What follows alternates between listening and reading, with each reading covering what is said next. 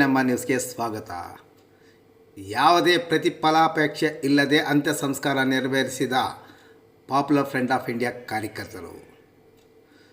ಕೋವಿಡ್ನಿಂದ ಮೃತಪಟ್ಟವರ ಅಂತ್ಯ ಸಂಸ್ಕಾರದಲ್ಲಿ ಭಾಗವಹಿಸಿದರೆ ಸೋಂಕು ತಗುಲುವ ಭಯದಿಂದ ಮೃತರ ಕುಟುಂಬ ಸದಸ್ಯರು ದೂರ ನಿಲ್ಲುತ್ತಿರುವ ಸಂದರ್ಭದಲ್ಲಿ ತಾಲೂಕಿನ ಪಾಪ್ಯುಲರ್ ಫ್ರಂಟ್ ಆಫ್ ಇಂಡಿಯಾ ಸಂಘಟನೆಯ ಕಾರ್ಯಕರ್ತರು ಇದುವರೆಗೂ 19 ಮಂದಿ ಅಂತ್ಯ ಸಂಸ್ಕಾರ ನೆರವೇರಿಸುವಲ್ಲಿ ಯಶಸ್ವಿಯಾಗಿದ್ದಾರೆ. ಮೃತಪಟ್ಟವರ ಜಾತಿ, ಧರ್ಮ ಹಾಗೂ ಸಂಸ್ಕೃತಿಯಂತೆ ಶವ ಸಂಸ್ಕಾರ ಮಾಡುತ್ತಿದ್ದಾರೆ. ದಿನದ 24 ಗಂಟೆಯೂ ಜಾಗೃತರಾಗಿರುವ ಈ ತಂಡ ತಾಲೂಕು ಜನತೆಯಿಂದ ಒಂದು ಫೋನ್ ಕರೆ ಬಂದ ಕೂಡಲೇ ಸಿದ್ಧಗೊಳ್ಳುತ್ತಾರೆ.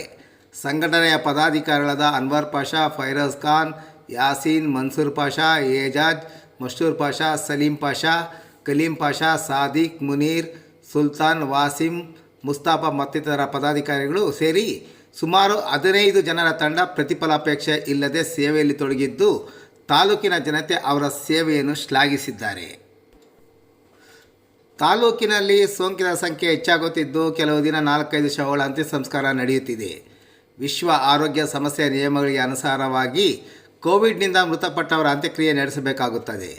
PPE ಕಿಟ್ ಧರಿಸಿ ನಿಯಮಗಳಿಗೆ ಅನುಸಾರವಾಗಿ ಸಂಸ್ಕಾರ ನಡೆಸಬೇಕಾಗಿರುವುದರಿಂದ ತರಬೇತಿ ಪಡೆದವರೇ ಮಾಡುವುದು ಉತ್ತಮ.